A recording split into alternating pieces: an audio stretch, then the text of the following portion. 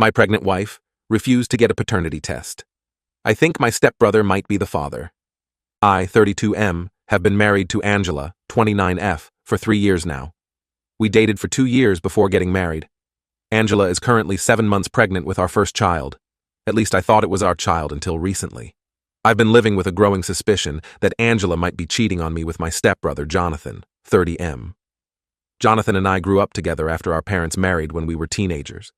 We've always been close, and he often visits our house. I started noticing some strange behavior about 4 months ago. Angela and Jonathan seemed to be spending more time together, often whispering and stopping their conversations when I entered the room. I caught them exchanging looks that seemed too intimate for a brother-in-law and sister-in-law relationship. One day, I came home early from work and heard laughter coming from our bedroom. When I walked in, I found Angela and Jonathan sitting on the bed, looking nervous. They claimed they were just talking about baby stuff, but something felt off. I also noticed that Angela's phone was always face down when she wasn't using it, and she started taking it with her even to the bathroom. When I asked her about it casually, she got defensive and accused me of not trusting her. As the pregnancy progressed, I couldn't shake off the feeling that something was wrong. The timing of the pregnancy coincided with a period when Jonathan was staying with us for a few weeks, due to some renovations at his place. I started wondering if the baby could be his. Yesterday, we had a baby shower at our house. It was a joyful event with friends and family celebrating the upcoming arrival of our baby. Jonathan was there too, of course. I couldn't help but notice how attentive he was to Angela, always making sure she was comfortable and had everything she needed. After all the guests left, including Jonathan, who said he had some errands to run, I decided it was time to confront Angela. I didn't want to accuse her outright of cheating, so I thought asking for a paternity test would be a good way to measure her reaction. I approached Angela as she was cleaning up in the kitchen. "Hey, Angela, can we talk for a minute?" I asked. She turned to me with a smile, still glowing from the excitement of the baby shower.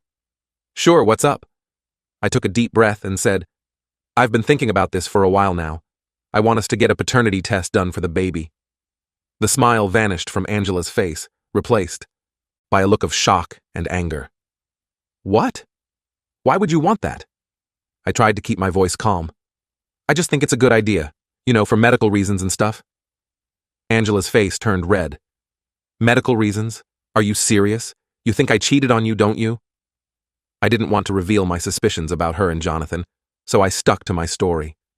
"No, it's not that. I just want to be sure. It's a simple test, Angela. If I'm the father, as you say I am, then what's the problem?" "The problem is that you don't trust me," Angela shouted. "I can't believe you're asking me this. After everything we've been through, after all the love and support I've given you, you have the audacity to question if this is your child?" I tried to reason with her. "Angela, please calm down. It's not healthy for the baby for you to get so upset. I'm not accusing you of anything. I just want to do the test." "No," Angela said firmly. "I absolutely refuse to get a paternity test. This is your child, and I can't believe you would even suggest otherwise. How dare you?" She stormed out of the kitchen, leaving me standing there, feeling more suspicious than ever. Her reaction only confirmed my fears that something was indeed wrong. I spent a sleepless night thinking about what to do next. The next morning, I decided to reach out to Angela's parents. They had always been kind to me, and I hoped they might be able to talk some sense into Angela. I called Angela's mom, Linda, and asked if I could meet with her and Angela's dad, Robert. They agreed, and I went over to their house while Angela was at her prenatal yoga class. When I arrived, Linda and Robert welcomed me warmly, but I could see concern in their eyes. We sat down in their living room, and I started to explain the situation. "I don't know how to say this," I began, "but I have reason to believe that Angela might be cheating on me with Jonathan." Linda and Robert exchanged a look that made me think they weren't entirely surprised by this information. I continued. "I asked Angela for a paternity test yesterday, and she completely lost it. She refused to do it and accused me of not trusting her. I didn't tell her about my suspicions regarding Jonathan, but her reaction makes me think I might be right." Robert sighed heavily. "Son, we were afraid something like this might happen." I looked at them, confused. "What do you mean?" Linda reached out and patted my hand. "We love Angela. She's our daughter. But we know she has a history of being unfaithful in her relationships." This information hit me like a ton of bricks. You mean she's cheated before? Why didn't anyone tell me this before we got married? Robert shook his head. We hoped she had changed. When she met you, she seemed different, more mature. We thought maybe she had finally grown out of her old habits. But you suspected she might be cheating on me? I asked, feeling a mix of anger and betrayal. Linda nodded sadly. We've noticed some signs lately. The way she talks about Jonathan, the secretive phone calls. We were hoping we were wrong. I sat there, trying to process this new information. So what should I do? She refuses to take the paternity test. Robert leaned forward. We're with you on this, son. You have the right to know if that child is yours. We'll talk to Angela, try to make her see reason. Linda added, and if she still refuses, well, there are other ways to get a paternity test done after the baby is born. We'll support you through this, whatever happens. I felt a wave of relief knowing I had their support. Thank you. I really appreciate your honesty and your help. As I left their house, I felt a mix of emotions. On one hand, I was grateful for the support of Angela's parents. On the other hand, I was devastated to learn about Angela's history of infidelity. It made me question everything about our relationship. When I got home, Angela was already there. She was sitting on the couch, her eyes red from crying. As soon as I walked in, she started talking. I can't believe you went to my parents behind my back, she said, her voice trembling with anger and hurt. I sat down across from her. Angela, we need to talk about this. Your parents told me about your past, your history with infidelity. Angela's face crumpled. That was in the past. I've changed. I love you. If you love me, I said, trying to keep my voice steady, then why won't you agree to the paternity test? If I'm the father, as you claim, then the test will prove it. Because it's insulting, Angela cried. It shows you don't trust me. And involving my parents, how could you? I'm not accusing you of anything, I said. And now, with you refusing the paternity test, what am I supposed to think? Angela burst into tears. I can't believe this is happening. I thought we were happy. I thought you loved me. I do love you, Angela. That's why this is so hard, but I need to know the truth. Angela just shook her head, continuing to cry. She didn't give me a straight answer, which only fueled my suspicions. I'm going to stay at a hotel for a few days, I said, standing up. I need some time to think. Please, Angela, for the sake of our marriage and this child, agree to the paternity test. As I packed a bag, Angela watched me from the doorway, tears streaming down her face. Please don't go, she begged. But I knew I needed space to clear my head and figure out what to do next. I left the house, feeling like my whole world was crumbling around me. Over the next few days, I stayed at a nearby hotel, trying to make sense of everything. I received several calls and messages from Angela, alternating between apologies and angry accusations. I also got a call from Jonathan, asking what was going on. I didn't tell him about my suspicions, just said that Angela and I were going through some issues. Update. The week following my departure from our shared home was one of the most challenging periods of my life. Each day felt like an eternity as I grappled with the possibility that the life I had built with Angela might have been built on lies. The quiet of my hotel room offered little comfort, serving instead as an echo chamber for my doubts and fears. On the 7th day of my self-imposed exile, my phone rang. Angela's name flashed on the screen, and I felt a familiar mix of hope and dread as I answered. Hello? I said, trying to keep my voice neutral. I can't do this anymore. Angela's voice came through, shaky and filled with emotion. There was a rawness to it that I hadn't heard before, and it immediately put me on edge. What do you mean, Angela? I asked, sitting up straighter in my chair. There was a pause, punctuated by what sounded like a stifled sob. Then, if you don't believe me, if you don't trust me, then I don't want to keep this baby. Her words hit me like a physical blow, knocking the wind out of me. For a moment, I couldn't speak, couldn't even breathe. When I finally found my voice, it was barely above a whisper. What are you saying? I'm saying that if you're going to doubt me and question whether this is your child, maybe it's better if there is no child at all, she replied, her voice taking on a bitter edge that I'd never heard from her before. Anger surged through me, hot and sudden. Are you threatening our unborn child just because I asked for a paternity test? I demanded, my voice rising. Do you realize what you're saying, Angela? I'm saying I can't live like this, she shouted back. I can't carry this child knowing that its father doesn't even believe it's his. All you have to do is take the test, I said, trying to rein in my anger. If I'm the father, Like you claim. Then what's the problem? The problem is that you don't trust me, Angela cried. The problem is that you've destroyed everything we had. Before I could respond, she hung up. I stared at the phone in disbelief, my mind reeling from what had just transpired. The Angela I thought I knew would never have even considered harming our child. This threat, this manipulation, only served to deepen my suspicions and my resolve. With shaking hands, I dialed Angela's parents' number. Linda answered on the third ring. "Hello?" she said, her voice warm as always. "Linda, it's me," I said, struggling to keep my voice steady. "Something's happened. I need to talk to you and Robert. Can I come over?" There must have been something in my voice, because Linda's tone immediately changed. "Of course, dear. Come right over." 30 minutes later, I was sitting in Robert and Linda's living room, recounting my conversation with Angela. As I spoke, I watched their faces shift from concern to shock to outright dismay. When I finished, Robert leaned forward, his face grim. "We can't let her go through with this," he said firmly. "This isn't just about the paternity test anymore. This is about the well-being of our grandchild." Linda nodded in agreement, reaching out to squeeze my hand. "We need to make her understand the gravity of the situation," she said. "This isn't a game. This is a life we're talking about." I took a deep breath, feeling a wave of relief wash over me. In the midst of all this chaos, it was comforting to know I had allies. "Thank you," I said. "I was afraid. I don't know that you might take her side in all this." Robert shook his head. "We love our daughter," he said, "but we can't condone this behavior, and we certainly can't let her make a decision like this out of spite or fear." Linda and Robert exchanged a look, seeming to have a silent conversation. After a moment, Robert cleared his throat. "There's something else you should know," he said, his voice heavy. "We were planning to give Angela a significant portion of our property and wealth as a gift for the child. It's a tradition in our family to provide for the next generation." I nodded, not quite sure where this was going. "But given the circumstances," Robert continued, "we won't be doing that unless she agrees to the paternity test and comes clean about everything.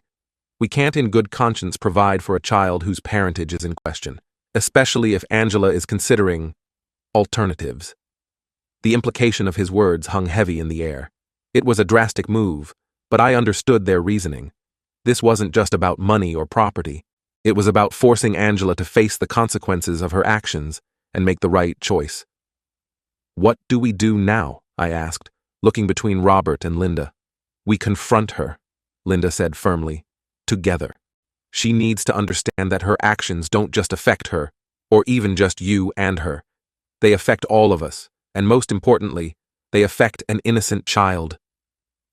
We decided to call Angela and ask her to come over. She arrived about an hour later, her eyes red and puffy, her hand protectively cradling her swollen belly. When she saw me sitting with her parents, she froze in the doorway. "What's going on?" she asked, her voice small and uncertain. "Sit down, Angela," Robert said, his voice gentle but firm. "We need to talk." Angela moved to the couch, perching on the edge as if ready to flee at any moment. Linda took a deep breath and began to speak. "Angela, honey, we know about the call you made to your husband," she said. "We know what you said about the baby." Angela's face crumpled, fresh tears spilling down her cheeks. "You don't understand," she sobbed. "None of you understand what this is like." "Then help us understand," I said, trying to keep my voice calm despite the turmoil inside me. "Help us understand why you'd threaten our child rather than take a simple test." "It's not simple," Angela cried. "It's not just a test. It's you not trusting me, not believing in me. It's you thinking I could betray you like that." Robert leaned forward, his face serious. "Angela, we've always taught you that actions have consequences," he said. "Your refusal to take this test, your threats against the child, these actions have consequences too." Angela looked at her father, confusion mixing with the pain on her face. "What do you mean?" Linda took over, her voice gentle but firm. "We were planning to give you a significant gift when the baby was born," she explained. "A portion of our property and wealth to help you start your new family on the right foot. But given what's happened, we can't do that unless you agree to the paternity test and tell the whole truth about what's been going on." The color drained from Angela's face. She looked from her mother to her father, then to me, her eyes wide with disbelief. You're blackmailing me? She whispered. We're trying to protect our grandchild, Robert corrected. And we're trying to get you to do the right thing, Angela, because right now your behavior is not just hurting your husband, it's hurting your child, and it's hurting this family. Angela's breathing quickened, her chest rising and falling rapidly as she looked around the room like a cornered animal. I could almost see the thoughts racing behind her eyes, the calculations and considerations. And then, something seemed to break inside her. Her shoulders slumped, and a long, keening wail escaped her lips. She buried her face in her hands, her body shaking with sobs. We all sat in stunned silence, watching as Angela fell apart before our eyes. After what felt like an eternity, she raised her head. Her face was a mess of tears and smeared makeup, but her eyes held a resignation that sent a chill down my spine. "The baby," she said, her voice barely above a whisper. "It's not yours." Despite my suspicions, despite all the signs and clues, hearing the truth from Angela's lips felt like a physical blow. I couldn't speak, couldn't move. I just stared at her, feeling as if the ground had disappeared from beneath my feet. "I'm so sorry," Angela continued, her words coming out in a rush now. "I've been having an affair with Jonathan. It started before I even knew I was pregnant. I hoped the baby was yours, but deep down, I knew it probably wasn't." The room fell into a heavy silence. I looked at Robert and Linda, seeing my own shock and pain mirrored on their faces. Angela sat there, small and broken, tears streaming down her face. "How could you do this?" I finally managed to ask, my voice sounding strange and distant to my own ears. "How could you lie to me for so long? How could you let me believe this child was mine?" Angela shook her head, seemingly at a loss for words. "I was scared," she whispered. "I was ashamed. I thought if I just pretended everything was normal, maybe it would be. Maybe it would all work out somehow." "And Jonathan?" I asked, the name tasting bitter on my tongue. "Does he know?" Angela nodded miserably. "He knows. He wanted me to leave you, to be with him. But I couldn't. I loved you too much. Or I thought I did. I don't know anymore." I stood up abruptly, needing to move, to do something to dispel the nervous energy coursing through my body. "I need some air," I muttered, heading for the door. As I stepped outside, the cool evening air hit my face, providing a brief moment of clarity amidst the chaos of my thoughts. Everything I had feared, everything I had suspected, had turned out to be true.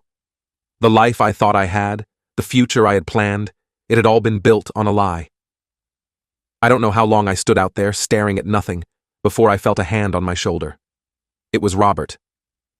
"I'm so sorry, son," he said, his voice heavy with emotion. "We never wanted this for you. We never thought Angela would—" He trailed off, seemingly at a loss for words. I turned to face him, seeing the pain and disappointment etched into the lines of his face. "What happens now?" I asked, feeling lost and adrift. Robert squeezed my shoulder. "That's up to you," he said. "But know this, whatever you decide, Linda and I are here for you, your family, regardless of what's happened." His words provided a small comfort, a tiny island of stability in the sea of uncertainty I now found myself in. I nodded, unable to speak around the lump in my throat. Over the next few days, I moved through life in a daze. I filed for divorce, the paperwork feeling surreal in my hands. Angela made no attempt to fight it, seeming to have retreated into herself entirely. Jonathan disappeared from our lives, unable or unwilling to face the consequences of his actions. I heard through mutual friends that he had moved out of state, leaving Angela to deal with the fallout alone. As I signed the final divorce papers, I felt a strange mix of emotions. There was sadness, of course, for the life and love I had lost. But there was also a sense of relief, of a weight being lifted. The truth, as painful as it was, had finally come to light. I knew the road ahead would be difficult. The wounds inflicted by Angela's betrayal would take time to heal. But as I walked out of the lawyer's office, I felt a glimmer of hope. This was an ending, yes, but it was also a beginning. A chance to start over, to build a new life based on honesty and trust. As I stepped out into the sunlight, I took a deep breath, feeling as if I could truly breathe for the first time in months. The future was uncertain, but it was mine to shape. And for now, that was enough.